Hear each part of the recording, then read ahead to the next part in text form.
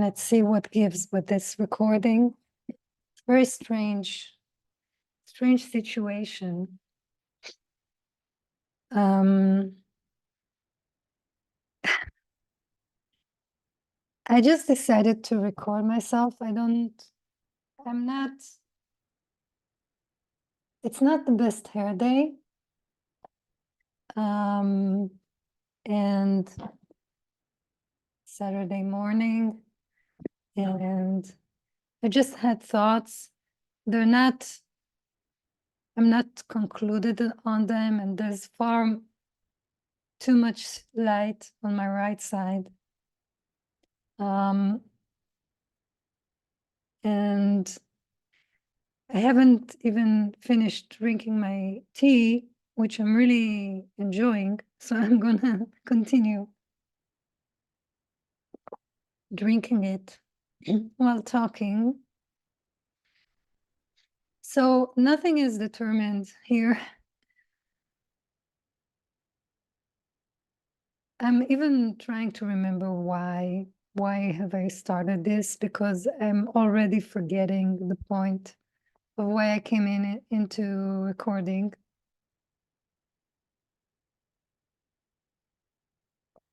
Yeah. So I'm going to take care of this overlit part and come back. I guess that's better.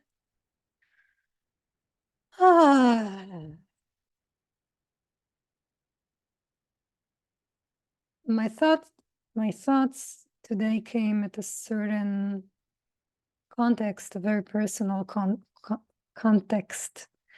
And I want to mention it briefly. I hope it will be brief.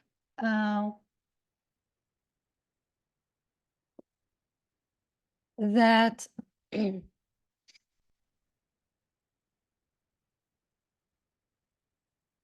well, I carry with me a kind of diagnosis of IBD. It's about disease, for lack of a better word, condition, I prefer the word, which I'm dealing with for the last something like 6 years. It's been a challenge and a humbling experience. And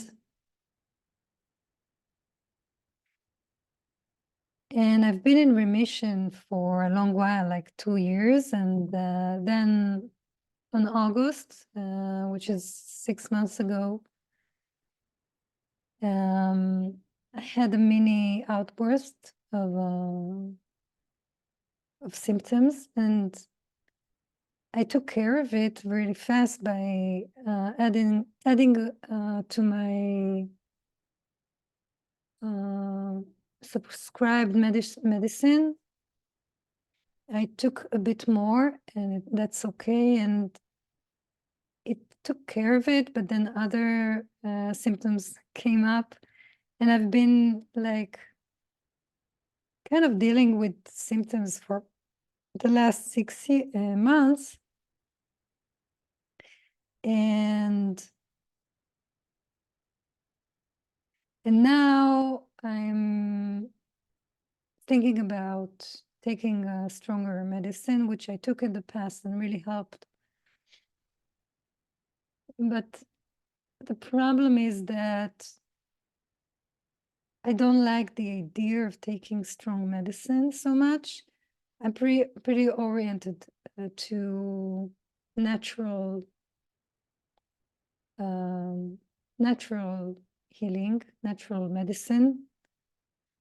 I'm kind of suspicious of truly, it's a kind of a biological immune system medicine. It's pretty strong.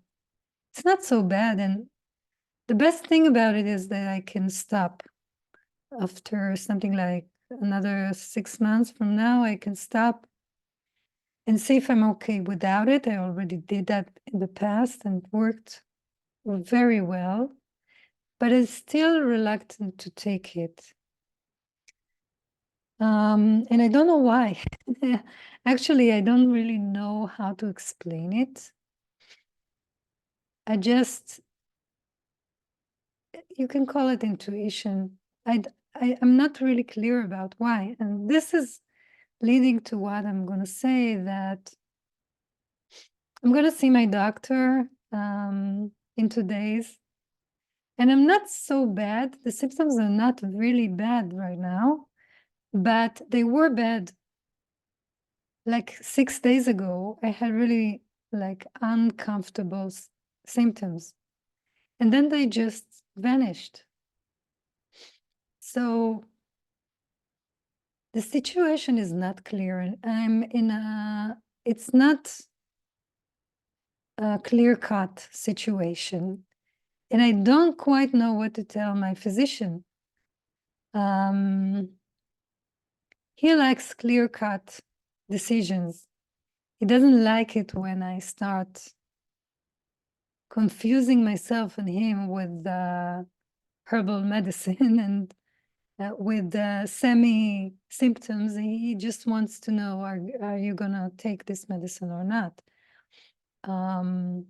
Which he usually leans to take this medicine. And we have a kind of already well-known push and pull dynamics between us. So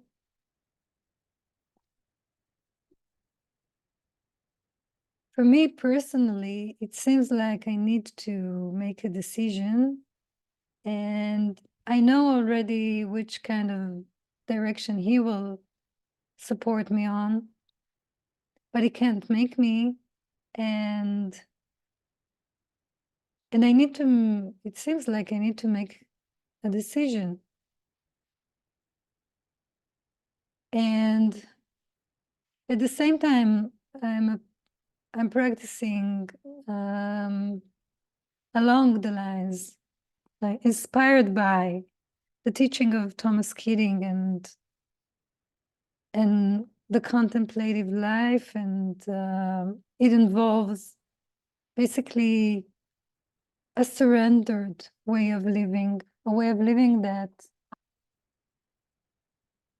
takes in and opens up to another dimension of existence, which is the dimension of divinity. It's a less linear and less logical dimension. It's more intuitive.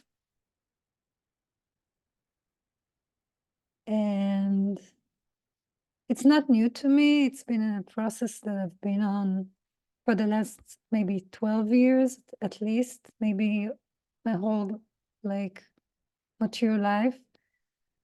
But the teaching of Thomas Keating is right now my main inspiration for that, maybe. And I'm not going to say any more about Thomas Keating or his teaching, but I'm just mentioning it to explain why prayer and intuition and surrendering the whole like situation of my life to another dimension, instead of just trying to decide with logic about whatever I'm going to do, is a way of life for me, is something that I'm attuned to. Okay. So I hope that it was clear. So basically, I'm trying to pray my way through this and not only try to logically mull around in my head what's the best thing to do. I also do that because it's a natural tendency of mine to debate logical sides of each decision that I may take, each route that I may choose. But then this situation is classical because I'm really at my wit end. Really do not, I feel like I don't know what I want to do with this situation. Do I take the medicine? It's a fortified medicine, it's strong, and it has an impact on the body. It has its dangers, or do I continue the way I am with natural herbs and medicines that I'm using, and which led me to think about the process of turning over decisions to divinity or to God or to the more intuitive, sublime realms of consciousness. And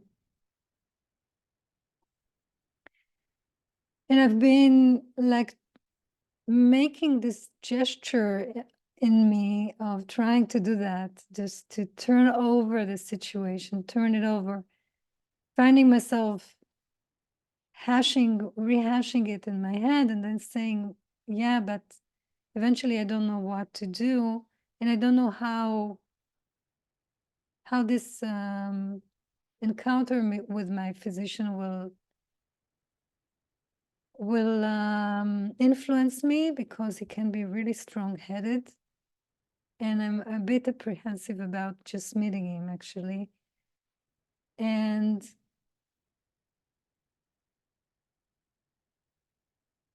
I thought, well, one of the things I thought today, I thought two things. And the first thing I thought was, there's a saying in Hebrew. I'm an Israeli, and there's a saying that goes,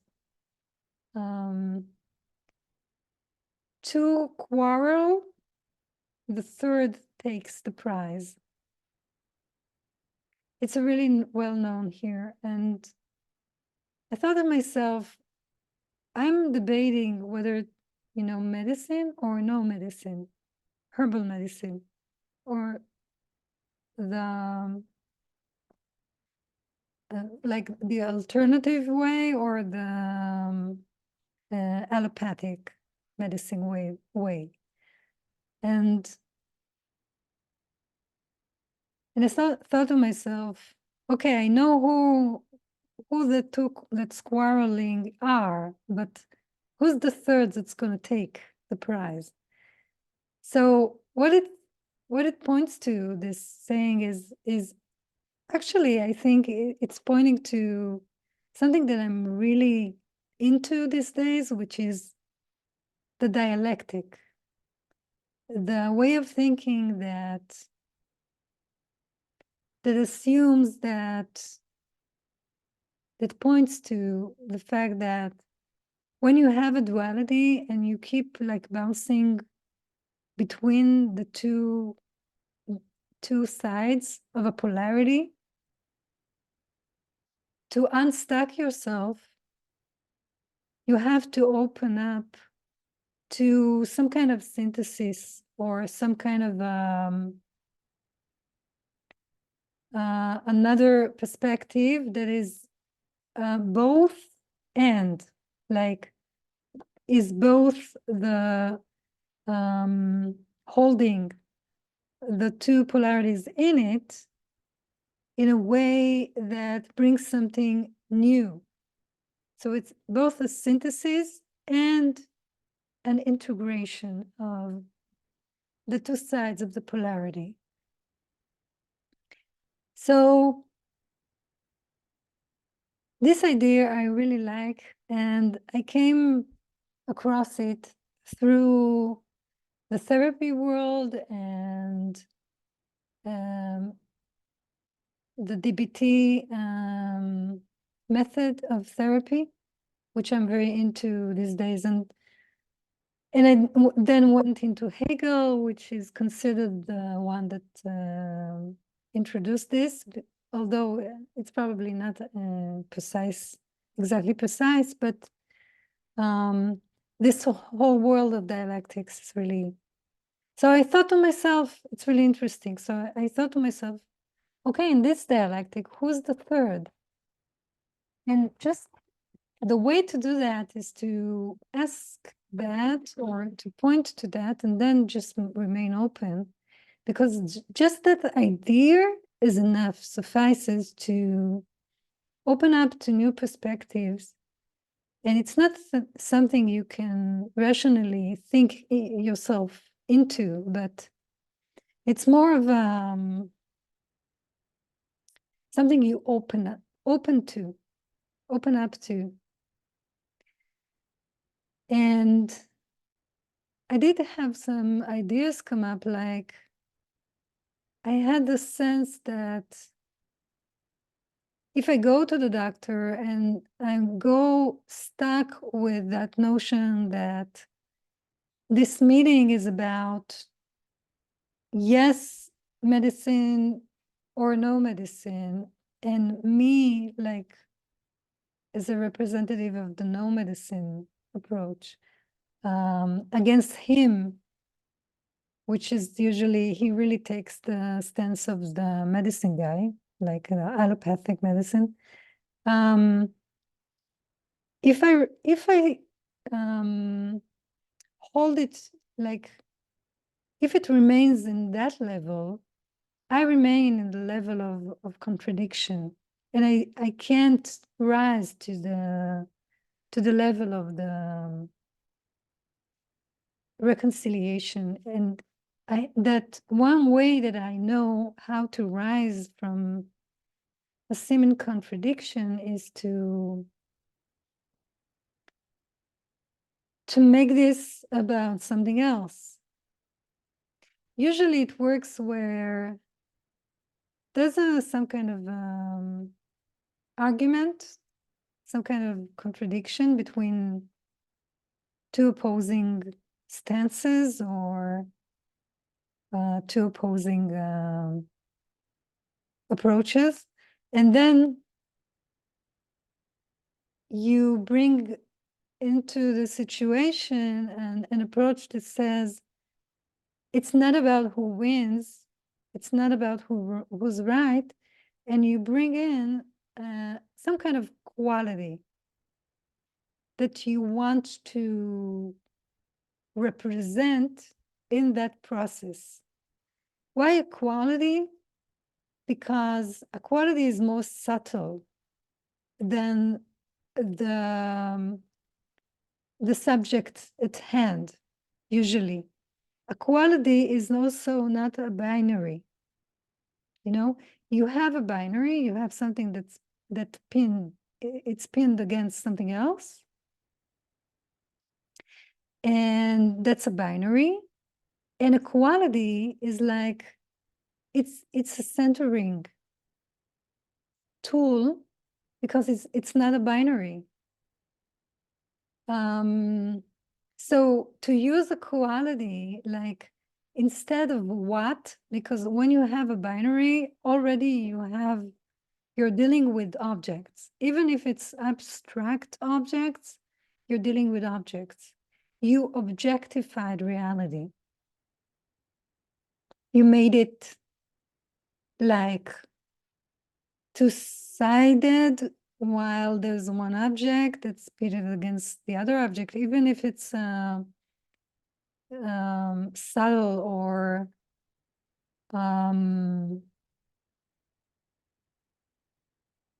like abstract, okay? You objectified something which is not an object, because reality isn't an object, and it doesn't, in my eyes, in my perspective, reality is not an object. All there is consciousness. And the closer you stay with that insight, that eventually there's not objects, there's not real objects here.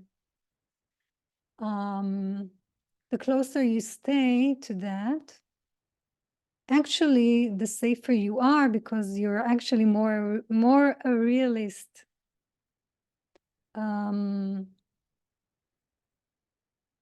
You're living more in reality. The more you stay away from objects, from thinking of life in object terms. So relating to, again, this dichotomy that I find myself in, like take the medicine or not, I can bring a third thing into, like a third element into the situation, which is not one of them, which is what mostly helps, is a quality that I want to express through this process. The moment I do that,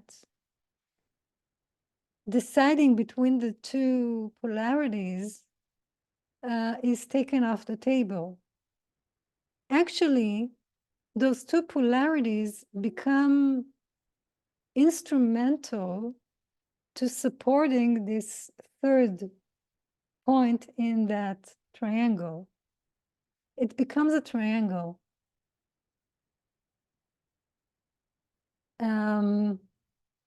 So they become like they're both validated and transformed, because they are here, like the polarities seem to be here.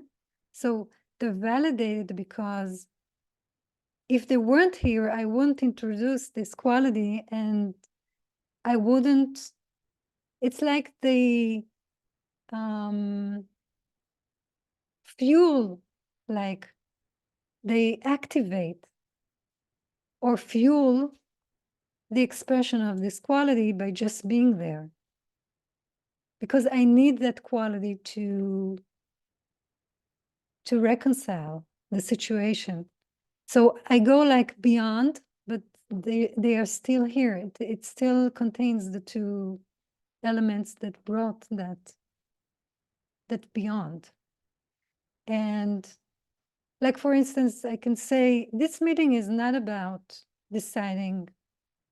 We will decide about the medicine. Maybe we'll find another way around it. Maybe he'll suggest another medicine. I don't know what will happen with that duality. But I'm not going to stress that issue about choosing or opposing him or seeing him oppose me. But I'm going to emphasize in this meeting something else, of the quality of sincerity, for example. To say to myself, whatever he decide or I decide, I'm going to be sincere. Okay, that's a quality. So I reach my goal not by deciding of this meeting, not by deciding, not by the outcome of the decision we'll make about whatever. I like let go of needing to decide between the two, and I hold on to the top of the circle, the top of the triangle. Something else takes emphasis and importance, and in this way it saves me from this duality and the way that it stresses me out, you know. It liberates me from being under the stress of needing to decide. And I'm really smiling now because this is actually how I live my life, you know? This is actually how I live my life. It is also actually the way I see therapy, you know?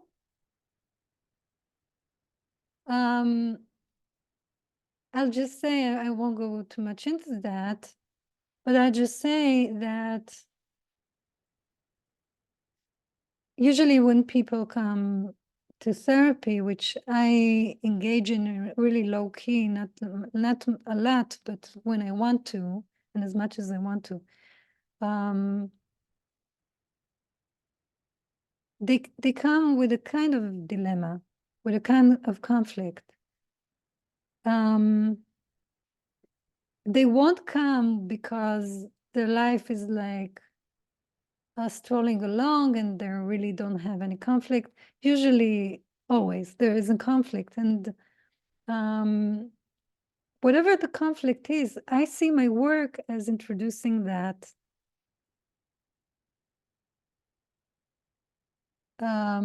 third perspective. I'm not there to help them determine between one of the sides, but I'm there to elevate their perspective so they can see it, this duality, as an instrument to growth. And the way that this is done is by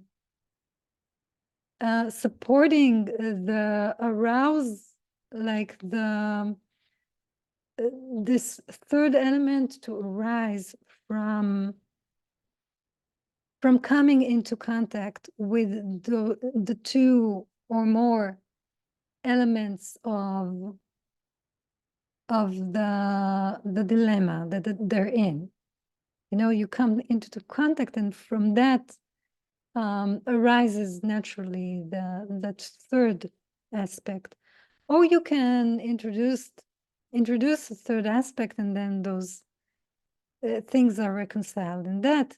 But it's creating us, it's not staying in the same construct, the same structure, but creating another structure that brings a more mature perspective and a more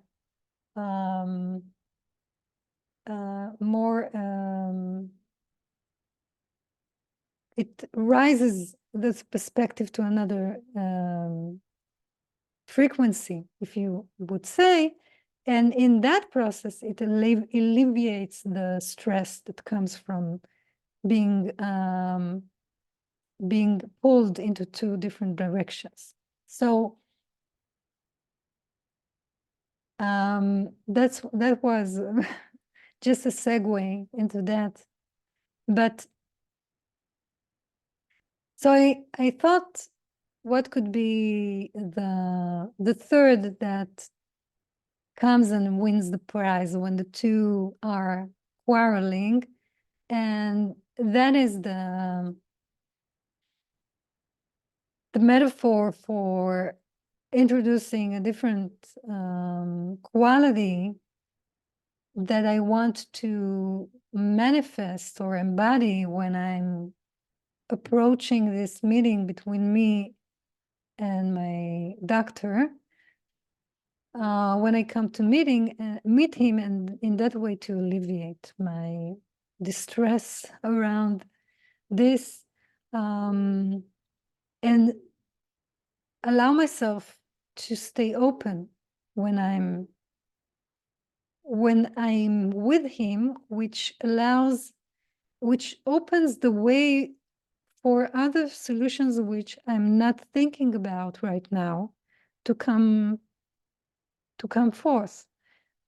Okay, so that, if you would believe it, was only one thing that I was thinking about the situation and how to reconcile it for myself and not be so stressed about this. And then I thought something else, which was that during the time of contemplating this situation, I tried a few times to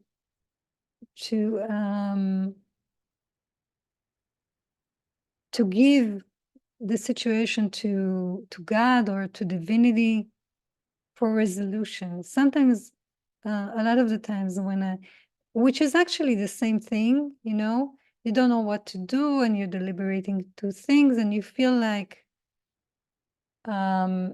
you really don't know what to decide, and then you like turn away that to existence or to God or whatever. And in that way you stay open, yeah, but in that way also you don't have to decide. And it raises the frequency. And when you raise the frequency, you can relax. So physiology, in a physiological way, you relax. In a nervous system way, you come into ventral, if you know what I'm talking about. You can look it up. And then in a psychological way, your brain comes online again and you stop being in survival mode and you become open to the functioning of your frontal cortex and to other solutions, and even your intuitive faculties, which also relate to the ventral nervous system state, which probably can't function when you're pit against yourself in survival mode and you feel you have to decide and you don't know what to do. So turning over is the tool. And then what made me come online to do this video is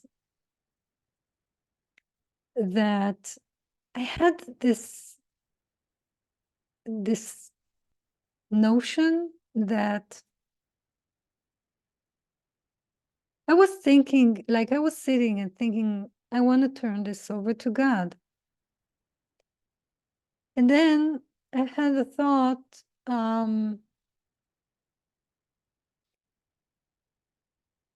it's frightening. I'm afraid. I'm afraid to do that. And I felt into the fear. And then the idea came, a sentence came that said, well, it would be frightening to turn your life into the hands of God if you wouldn't have gotten in return a better life, you know? And something happened in my body, in my soul, or whatever. Something happened for me when I thought that. Something occurred, like, and Oprah Winfrey calls that like an aha moment. It was an aha moment. And I thought, wow, that's such a good sentence. I'm going to do a video about it. And actually, I don't have much to say about it, just the sentence itself. But it makes so much sense. And I do want to elaborate just a bit about it. I think what it means is that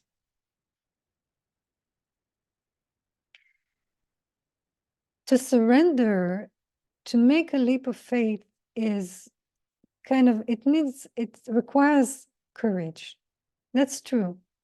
Because it's the same dialectic. Like if you are just thinking about the things that are in the level of your own perception, like how the way I see things that seem to be probable to happen in my life, and what doesn't seem probable, and what I know to have occurred in the past. If I stay in that human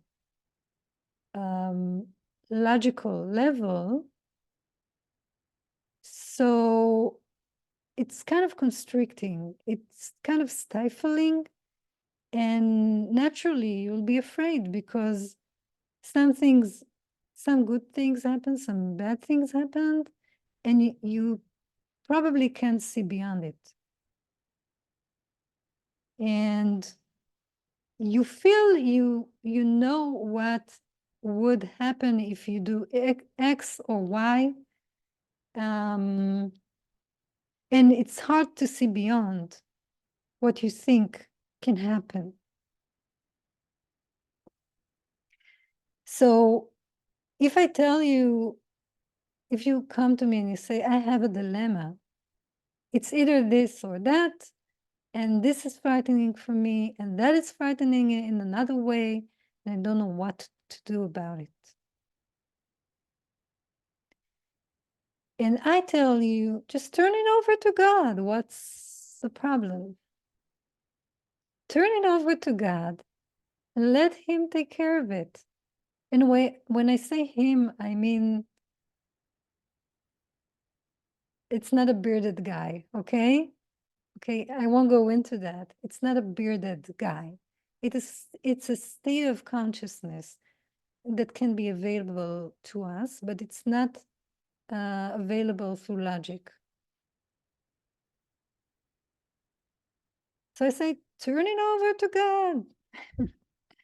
Just pray, say to God, or to the higher realms, or to your higher self. I have this situation and I'm thinking of doing this or that, and this is frightening for me, and the other thing is frightening in another way, and I don't know what to do. Please help. Please help. So, and then stop thinking about it. Or forgive yourself if you think about it again and turn it over again and again and again. But stop trying to decide by your own, you know? Stay open to inspiration, but stop trying to decide logically. So for me, I feel it still kind of frightens me to do that.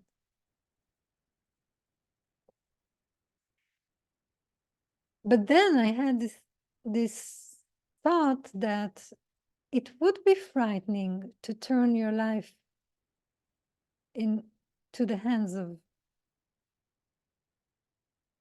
the higher self if you wouldn't receive back your life.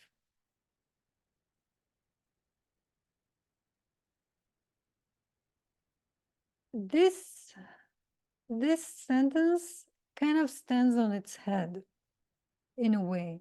It's not entirely logical. It's hard to explain in a logical way. It points to an experience, but my experience is that, to use a bit of poetic language, when I turn over a dilemma, I turn over, I give away not my true life. I give away my limited perception of reality. Because as a human being with the logic, I don't really understand reality. I see things only in duality when they are not, like reality is not dual. It's not that way at all. Reality is not this and that. It's not. It's just my mind. It's making me see things in that way. So I'm not turning over anything of value when I turn over my inability to decide, my helplessness in front of decision making. I'm not turning away anything real, you know? I'm just turning away, I'm just giving over my limited perception. That's what I'm doing.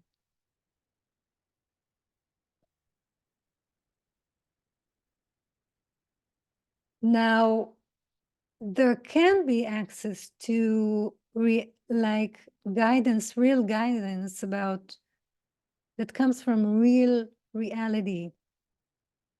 There can be received in this human apparatus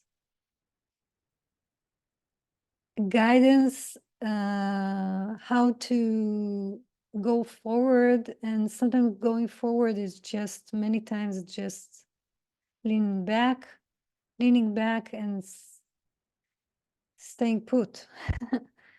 Many times we think we need to go forward when we actually need to just relax. And there can be received the energy and feeling of how to be with this reality right now as it is. It can be received by inspiration or by intuition. We are capable of that. Yeah, but it's not through the tool that we are so accustomed to use, which is logical thinking, which only perceives reality in a very limited way.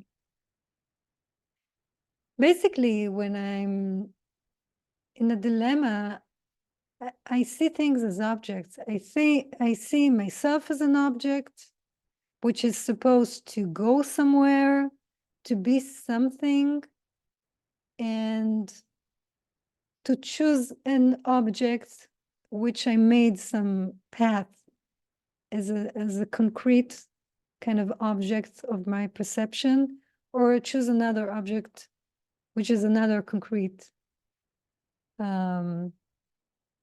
something. This is all distorted. It's not true. It's not true. And I'm sorry for the body language, you know, a bit aggressive, but sometimes I see how distorted that is. It's not true because I'm coming to realize for a while now that there are no objects. And the you know, Martin Buber, the Jewish writer and philosopher, which I love dearly. In his work, I and Thou, you know, he addresses this issue, you know, that I won't go into, but that there are no objects in reality. I would add, he doesn't say that literally, but I would add, there are no things. There's nothing. There are no things. There isn't a myriad of objects interacting.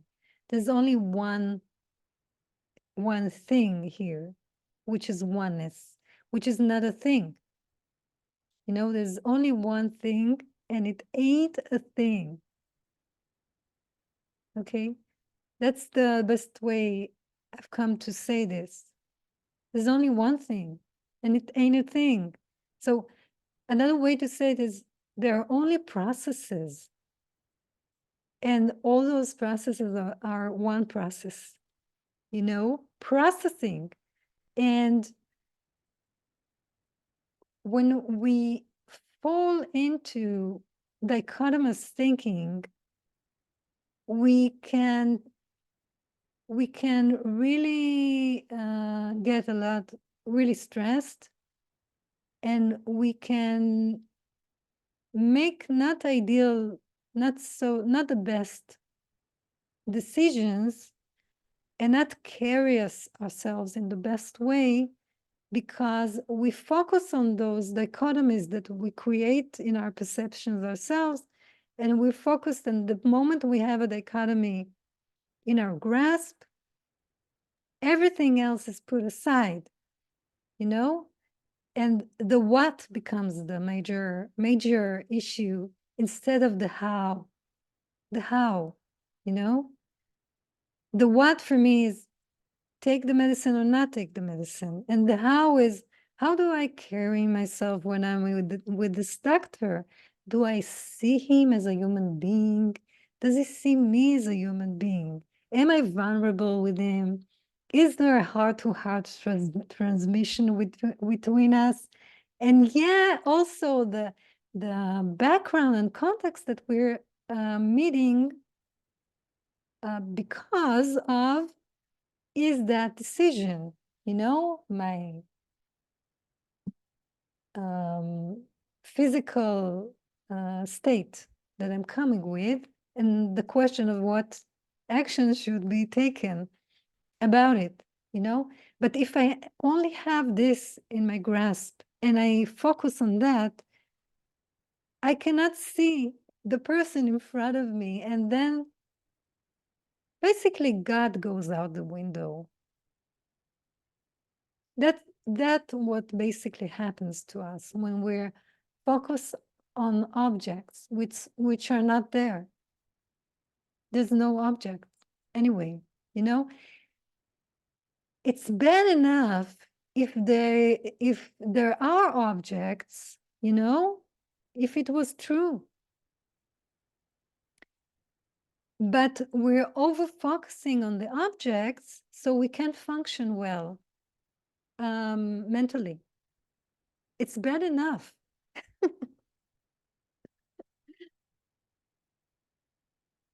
It's bad enough, I'm repeating it. If there were objects, truly object in the world, and just the mere fact of focusing on them mentally would hinder our mental capability to function in a rational way, you know? Which would be the most like mainstream way of introducing this idea to a secular crowd, you know? But actually, life doesn't work that way because things that don't work are not true, you know? Because of the fact that there isn't only one thing here. And it ain't a thing, you know?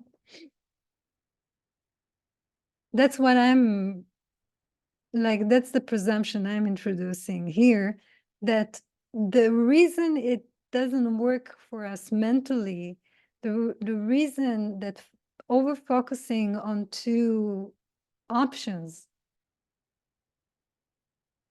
and over objectifying our reality and distilling it into a choice between two options that are like objects of mental objects.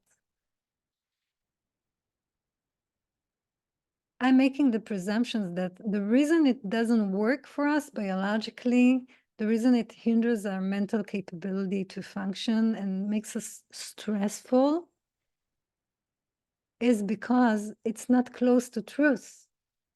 Because in a reality where there's only one truth, and that truth is a perpetual process, you know? There's no option of focusing on objects and it working for us on any level. It can work. Maybe it can work to an extent, but on some stage it will stop to work. Because if there wasn't any oneness, if there wasn't any oneness is not a sentence. If there wasn't oneness, that could work, but because of there's a oneness, only one thing works, oneness. It's the only, eventually, it's the only effective thing. And the more you get close to oneness in the way that you perceive things, the more effective you will become.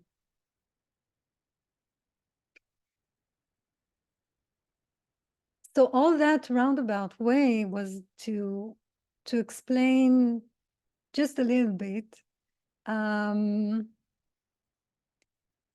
that sentence of, it would be frightening to give over my life to God